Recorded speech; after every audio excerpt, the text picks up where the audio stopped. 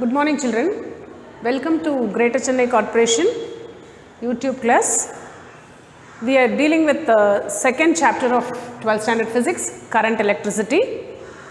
So today we are going to see the very important law in current electricity, which is Kirchhoff's law. Basically we all have studied about Ohm's law, and this Kirchhoff's law is just an extended version of this Ohm's law. Because Ohm's law can be applied only to simple circuits. That is, if you consider a circuit consisting of a battery and a resistor, you can apply Ohm's law if the voltage is V and if the current flowing through the simple circuit is I and the resistance is R, then we know according to Ohm's law V is equal to IR. This is applicable only for simple circuits. But we may come across more complex circuits in current electricity, and in complex circuits we need an extended version of Ohm's law, which is nothing but Kirchhoff's law, because in all complex circuits we will not have single resistance and single EMF. We will have more number of resistors, and more number of EMFs also in the circuit. So in such case of a complex circuit, we need to apply the Kirchhoff's law. Okay, basically we have two important Kirchhoff's law. There are two different laws in Kirchhoff's law. The first one is current law. This is also called the junction rule. In this case, we are not for just to learn about the current law. It is enough if we consider a junction in the complex circuit. We need not consider the whole circuit as such. It is enough if we consider the junction, the one point in the complex circuit where more number of wires meet. So here I have drawn a simple a part of the circuit in which 5 different wires meet at a junction. This is the point, this is the junction at which 5 different wires meet. This is a complex circuit, a part of the complex circuit. And according to Kirchhoff's first law, which is also called the current law, it is also called junction rule. The rule says the algebraic sum of the currents at any junction of a circuit is 0. So whatever may be the complex circuit, if you take a junction, the algebraic sum of the currents at any junction is always 0. So let us see in detail what is this. Here if you see the circuit, there are 5 different wires, and in these 2 wires the current I1, I2 flows towards the junction, and the currents I3, I4 and I5 flows away from the junction. So we can just, what do we infer from this circuit? We can say the currents enter through the currents I1 and I2 enter the junction, and the currents I3, I4 and I5 leaves from the junction. So this is based on the law of conservation of charge, because we all know current is nothing but flow of electrons. So flow of charges. So whatever charge flows towards the junction must leave the junction, because charge cannot get accumulated at one point, and charge cannot also be created from the junction, or it can also, charges cannot disappear at any junction. So whatever charge enters the junction must leave the junction. This is law of conservation of charge.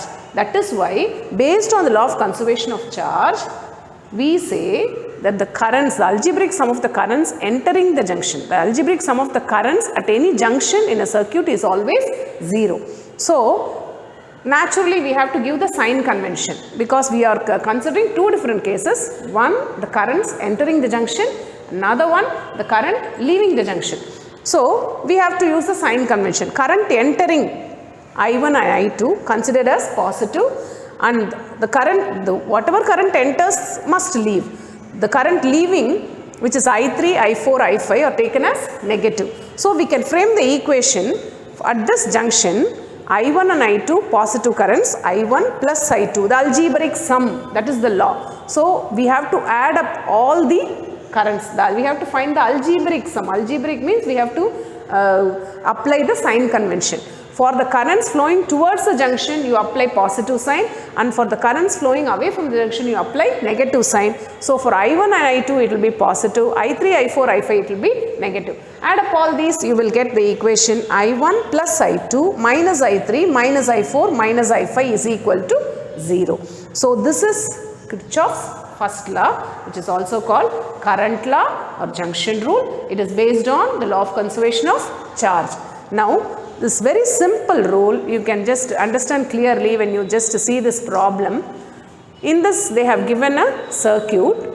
We have to find the unknown current I. Here in this is also the same circuit what I drew initially. You have a junction, and at this junction there are 6 different wires which meet at this junction, and the values of the current, here we took I1, I2, but here they have given this, since it is a problem, they have given the current values for the current. See, this 0.2 ampere flows towards and 0.4 ampere flows away, 0.6 ampere flows towards, 0.5 ampere flows away from the junction, 0.7 ampere flows towards the junction, and the current I, the unknown current I flows away from the junction. So, naturally how to find the unknown current? We have to apply Kirchhoff's first law, which is the current law or the junction rule. What does the law says? The algebraic sum of the currents at any junction in a circuit is always 0. So, for flowing towards you put positive, flowing away you put negative. Just frame the equation. 0.2 is plus 0.2 minus 0.4 plus 0.6 minus 0.5 plus 0.7. I is flowing away, so minus I is equal to 0. This minus I you can take to the other part of the equation, and all this you simplify.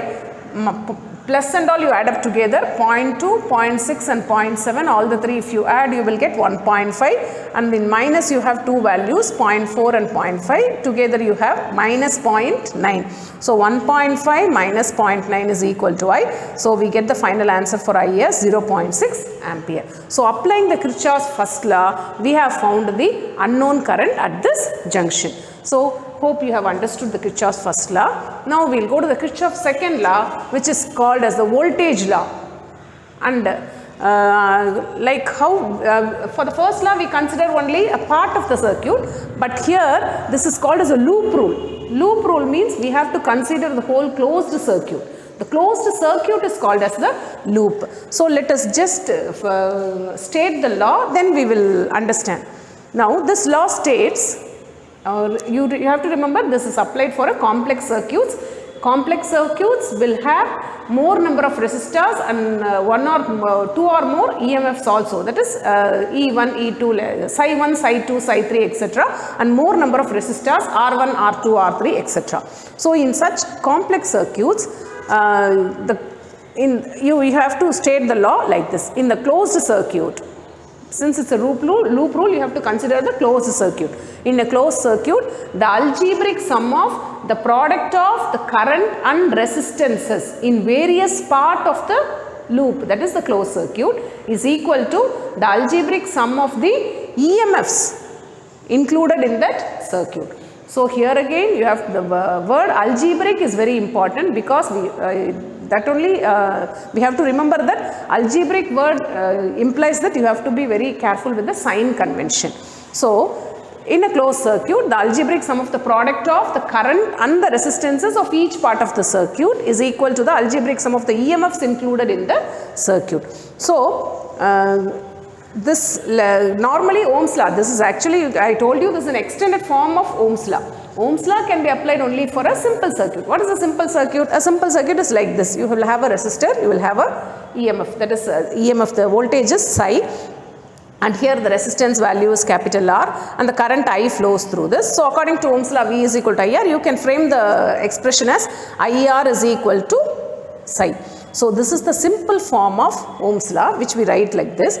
But here we are considering a complex circuits. I told you already, it will have more number of resistors, R1, R2, like that, and it will have more number of cells whose potential is Psi1, Psi2, etc. So in such case, this Ohm's law can be written as an extended version, can be written as plus or minus I1 R1 plus or minus I2 R2 is equal to plus or minus Psi1 plus or minus Psi2. This is what we have stated. See, the product of current and resistances. How many resistances are there in this complex circuit?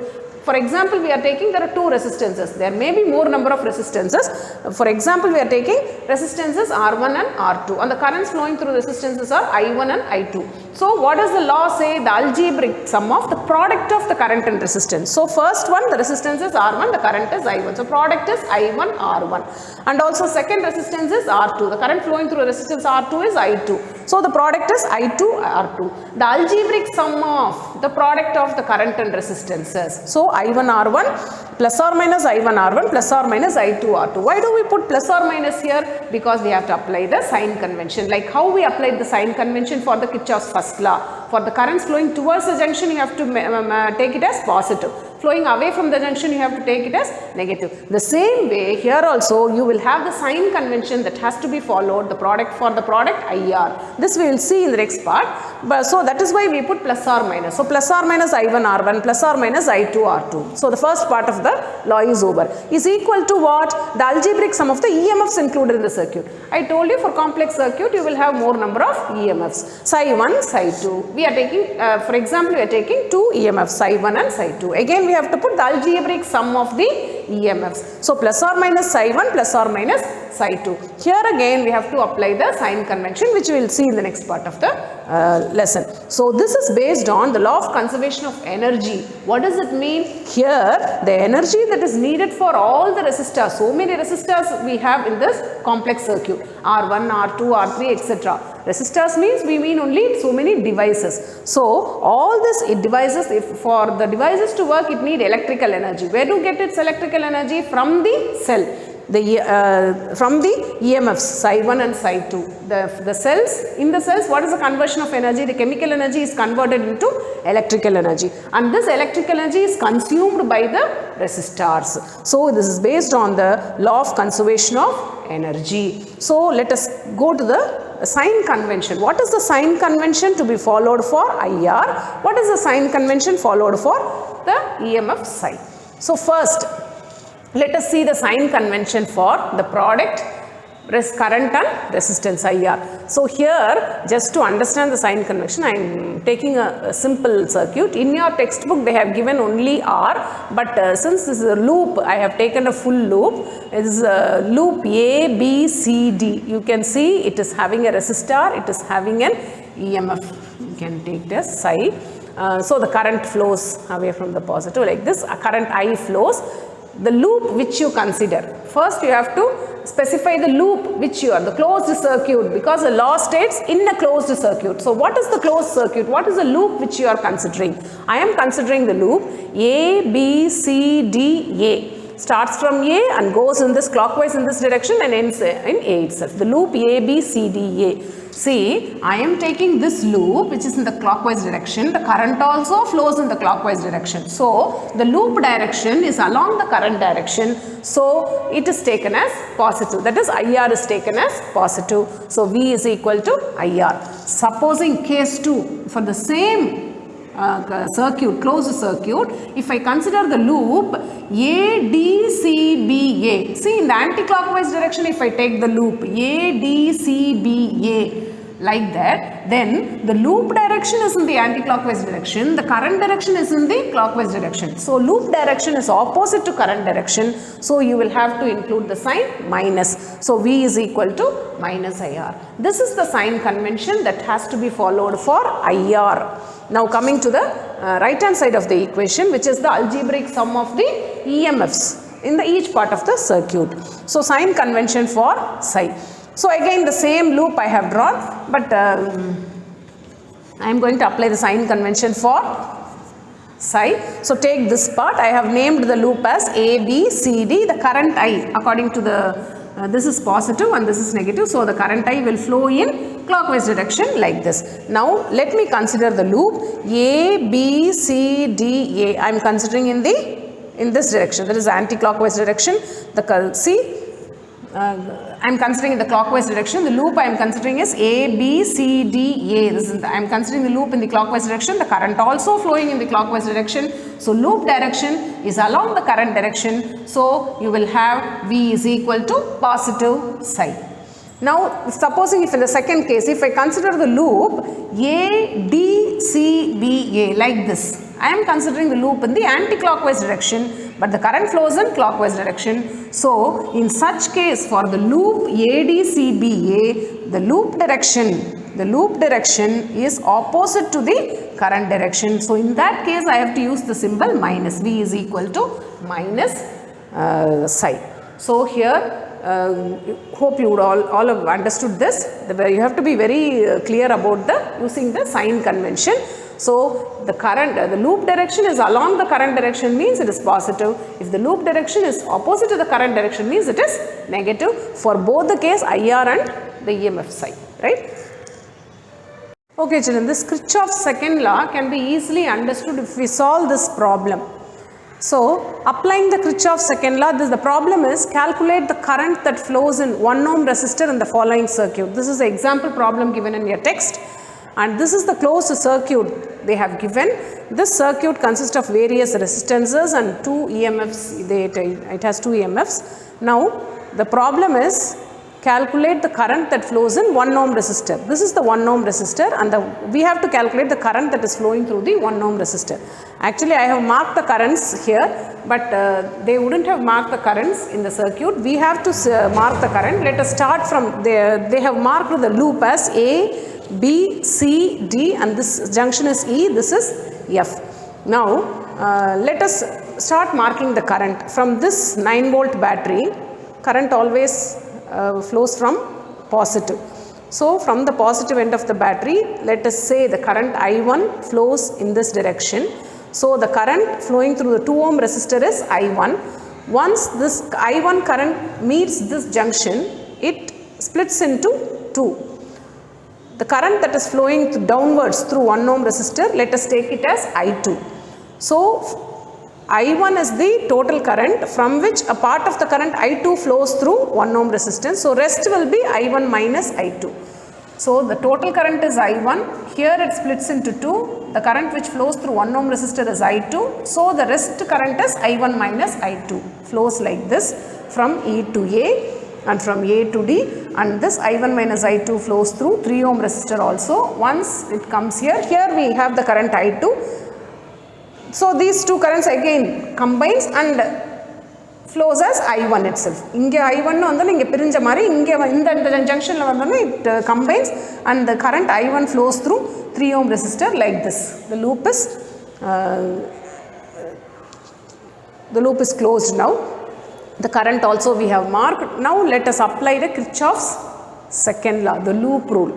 Let us consider, you can consider any loop, but for solving this problem, I am considering these two loops. One is the loop E, A, D, F, E. Please listen children, E, A, D, F, E. In this loop, I am going to apply the Kirchhoff's loop rule. So, in this loop, how many resistors are there? 2 resistors are there. EMF, 1 EMF. Okay. Now, I have to find the left hand side, the product of the current and the resistance. So, starting from E. First resistor is 3 ohm. Into the current is I1 minus I2. So, product of current and resistance is 3 into I1 minus I2, and I have to be very careful with the sign convention also. The loop is taken in the anti-clockwise direction. See, the current I1 minus I2 also flows in the anti-clockwise direction. So, I have to put the positive sign. So, 3 into I1 minus I2. Okay, this part over. So, like this, the loop comes like this. The resistance is 1 ohm resistance. The current flowing is I2. I am taking the loop in the anti-clockwise direction, but in this resistor 1 ohm resistor, the current flows in the clockwise direction. So, here I have to take the minus sign. So, the product of current and resistance I2 and 1. I2 into 1 is I2, and since the current flows in opposite direction opposite to the loop direction, you have to take minus I2. So, minus I2 is equal to the EMF. How many EMF you have in this loop? Only 1 EMF. Here the current flowing here is I1 minus I2. In the loop direction, the voltage is 6 volts. So, you have to take the plus. So, here 6. So multiply the 3 inside, 3I1 minus 3I2 minus I2 is equal to 6. So 3I1 minus 3I2 minus I2 is minus 4I2 is equal to 6. This you have it as the first equation. Now consider another loop, because we have to find I2, the current flowing through the 1 ohm resistor. We need to frame two equations, then only we can solve and find I1 and I2. So consider this loop, B, E, F, C, B. Again I am taking the loop in the anti-clockwise direction. So apply the Kirchhoff's second law. Second law is product of current and resistance. Start from the first point of the loop, B, E, F, C, E, B, B. From B if you start, first resistor is 2 ohm resistor, the current is I1, loop direction, anti-clockwise direction, current direction, also anti-clockwise direction, so plus 2I1, 2I1. Again come like this way, current is I2, resistor is 1, loop direction, current direction both same, so positive, so I2 into 1 is plus I2.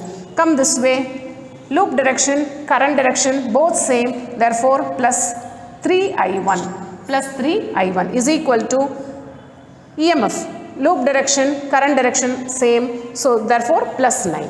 So here in this loop all are plus. So 2I1 plus I2 plus 3I1 is equal to 9. So 2I1 plus 3I1 is 5I1 plus I2 is equal to 9. Take this as the second equation. Now I have solved these two, first equation and second equation I have solved.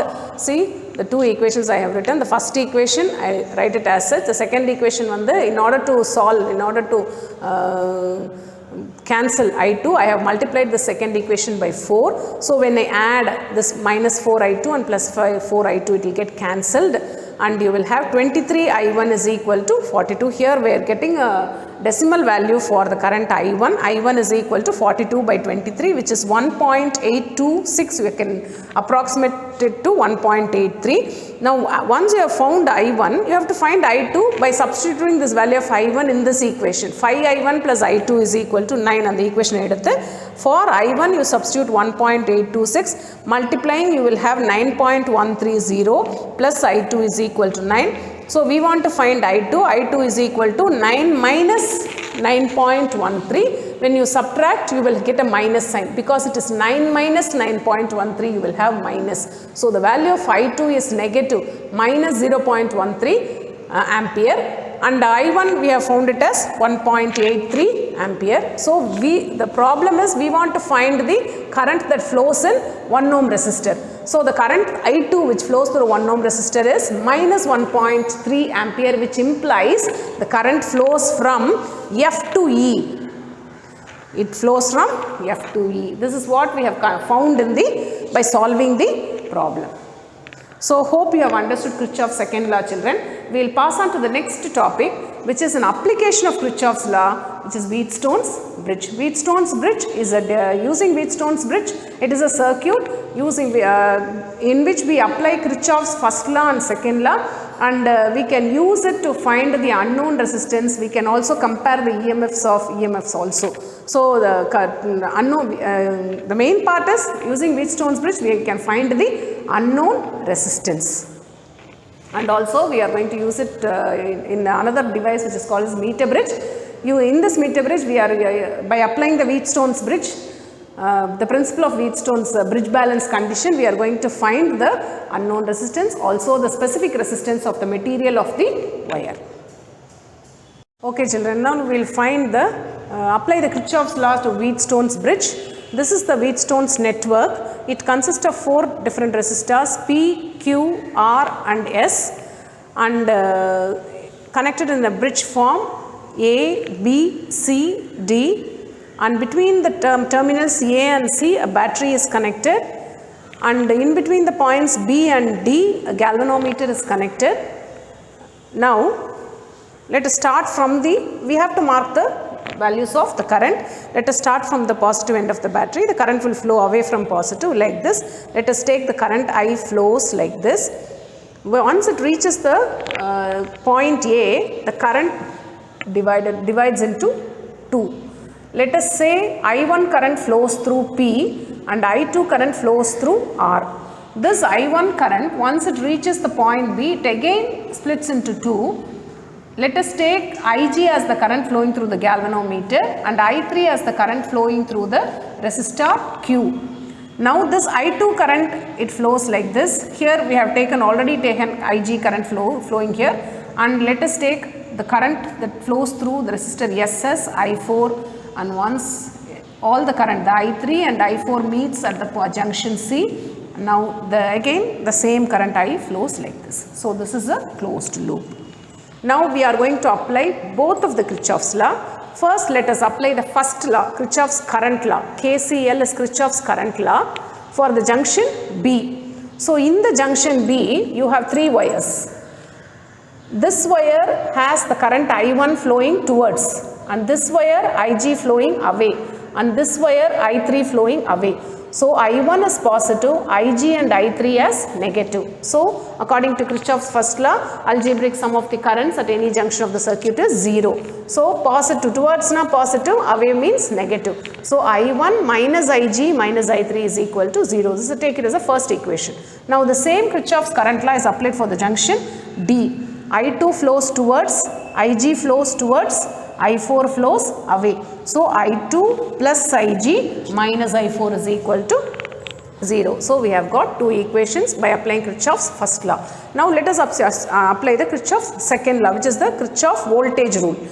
Okay. Now this we have to consider the loop. So let us consider the loop A, B, D, A. This loop only.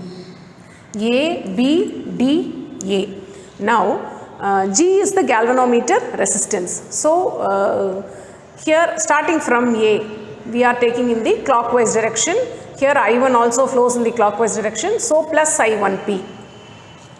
A, B la mudichache. Then B, D la you have galvanometer resistance G and the current through the galvanometer Ig. Again it flows in the clockwise direction. Loop direction, current direction same. Therefore plus Ig, G. So plus I1P plus IgG. Now come this way, dA. Loop direction is dA, but current direction is I2 flowing in the opposite direction. So you have to put the minus sign. Minus I2R is equal to 0. So this closed loop, there is no EMF. So it is equal to 0. So the third equation we have framed. Now the fourth equation, again we are going to consider another loop. A, B, C, D, A. This whole thing we are going to take A, B, C, D, A. So what are all the resistors we have in this loop? P, Q, R, S. Apply the Kirchhoff's voltage rule. Start from A clockwise, current also clockwise. So I1P plus I1P clockwise, current also same direction. Q, I3 plus I3Q. Here when you come from C to D, the loop direction is clockwise direction, but current is flowing in the opposite direction. So minus I4S. Again in the same way in resistor R also, the loop direction is clockwise direction, but the current flows from A to D. So it is minus I2 R is equal to 0. Now once the values of the resistors P, Q, RS are adjusted such a way that the galvanometer shows 0 deflection, then the bridge is said to be in the balanced condition. So under bridge balance condition, the current flowing through the galvanometer is 0, that is Ig is equal to 0. So when Ig is equal to 0, condition is applied to these 2 equations, the first equation, second equation, this Ig will become 0. You will have only I3 and I1. I1 minus I3 is equal to 0. This minus I3 you can take it to other side. You will get the equation I1 is equal to I3. So under bridge balance, current I1 is equal to current I3. Then the same thing you apply, Ig becomes 0 and the second equation also. You will have I2 minus I4 is equal to 0. So you can take minus I4 to other side. So I2 is equal to I4. So under bridge balance condition, when the galvanometer shows 0 deflection, when Ig becomes 0, current I1 becomes equal to I3, current I2 becomes equal to I4. So now come to the next third equation. Here again you have one Ig. This will become 0. This term when it becomes 0, you will have only 2 terms.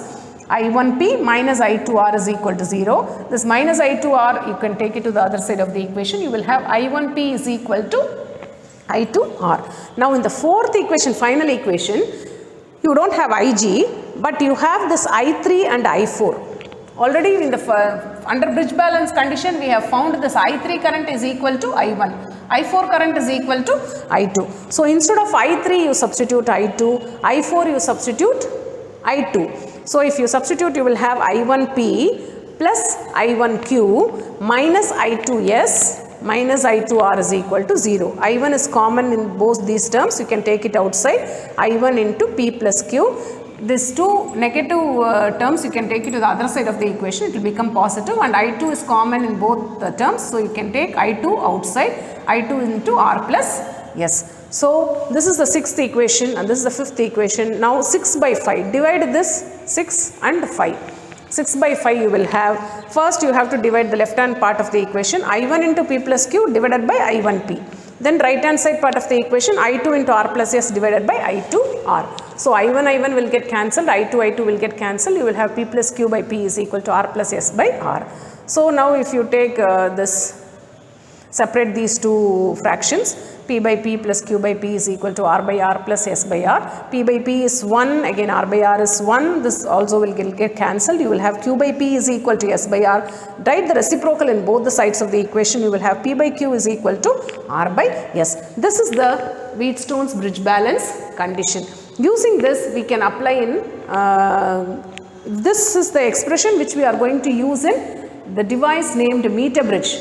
Using meter bridge in the laboratory, you can find the unknown resistance. You can also find the specific resistance of the material of the wire. Okay children, now we have learnt the bridge balance condition for the bridge balance in Wheatstone's network, which is P by Q is equal to R by S. Using this, let us see two different problems, which is very simple. It's an example problem in your textbook. In a Wheatstone's bridge, P is equal to 100 ohms, Q is equal to 1000 ohms, R is equal to 40 ohms. If the galvanometer shows zero deflection, find S. So, out of the four resistance, S is the unknown resistance. All other values they have given. Just apply this equation, substitute for all the values, and you can find 100 by 1000 is equal to 40 by S. So, S is equal to 40 into 1000 by 100, you will get S as 400 ohms. Like this, very simple problems you can easily solve. Now, in this next problem, they have given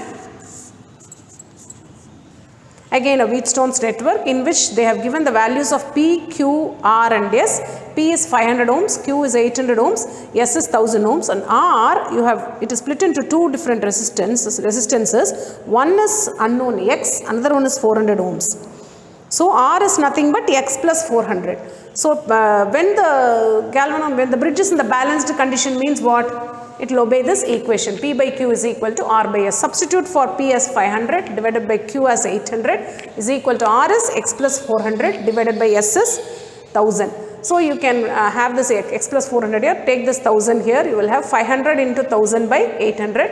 After simplifying, you will get 5000 by 8, which is, you can simplify these two and you will get 625. So X plus 400 is 625. So X is 625 minus 400, which is 225 ohms. Like this, when you apply the Wheatstone's network, you can find the value of X also you can find easily. So these two problems are very simple problems given in your textbook. You can just solve and practice once. Now I told you already this Wheatstone's bridge condition is applied in the device called meter bridge. The meter bridge is simply a modified version of the Wheatstone's bridge. Like the same way you have four different resistances in Wheatstone's bridge, P, Q, R and S. The same way here also you have the four different resistances. Let us see, it is having a wooden scale. And in this wooden board you have AB is a manganese wire, 1 meter manganese wire, 100 centimeter, 1 meter manganese wire AB is stretched and it is connected by using copper strips it is connected. This will also be made in wood. You can just see the meter bridge in your laboratory.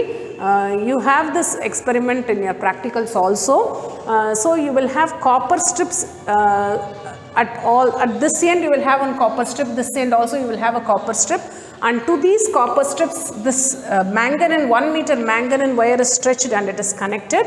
And this copper strips extends in the L form like this. And you have another copper strip in between these two in this middle part here. And there will be a gap in the left hand side and also in the right hand side. In between the two gaps, the gap G1, you have an unknown resistance which is P. And in this, in between these two copper strips in the gap G2, you have the standard resistance which is the known resistance Q. and from the point E, a galvanometer and high resistance is connected, and this is connected to a jockey, which is simply a metal wire which will touch the wire AB, and you can touch the wire AB at any point. So that just to achieve keeping some value in the standard resistance, you can just switch on the cell. Once the current flows in the meter bridge, you can just adjust the position of the jockey anywhere in this 1 meter length and adjust the resistance also, so that the galvanometer will show zero deflection. So once the galvanometer shows zero deflection, this will become this will obey the bridge balance condition. This in bridge balance condition means you should have 4 different resistances. One is P, another one is Q. The R and S resistances are the resistances that is offered by this manganese wire. See, this jockey is J is touching the wire at this point J.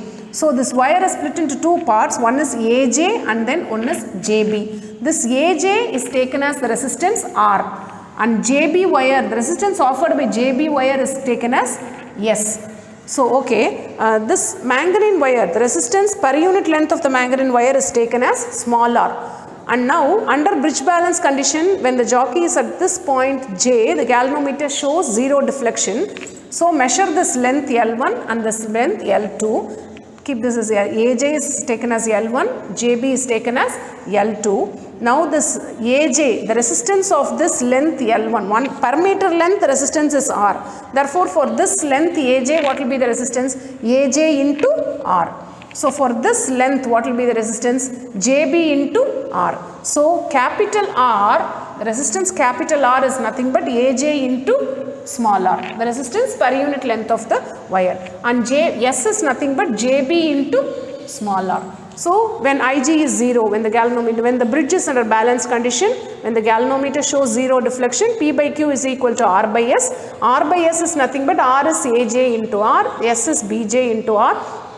So this R will get cancelled, you will have AJ and BJ. AJ is L1 and JB is L2. So substituting, you will have P by Q is equal to L1 by L2. So here this Q is a known resistance, P is only the unknown resistance. Keeping the unknown resistance this side, take this Q this side, P is equal to Q into L1 by L2. So like this, using meter bridge, you can find the unknown resistance. Once you find the unknown resistance V, you can find the specific resistance of the material of the wire also using the formula. This we have studied in the initial part of the lesson. Specific resistance rho is nothing but the formula is RA by L. This R is the unknown resistance. Here the unknown resistance is P, and A is the area of cross section of the wire which we are taking. This wire, this unknown resistance wire, you can find the resistance using screw gauge, and you can find the area by using the formula pi r square by the length of the wire. This wire unknown resistance, normally we will take 1 meter wire which will be wound in a wooden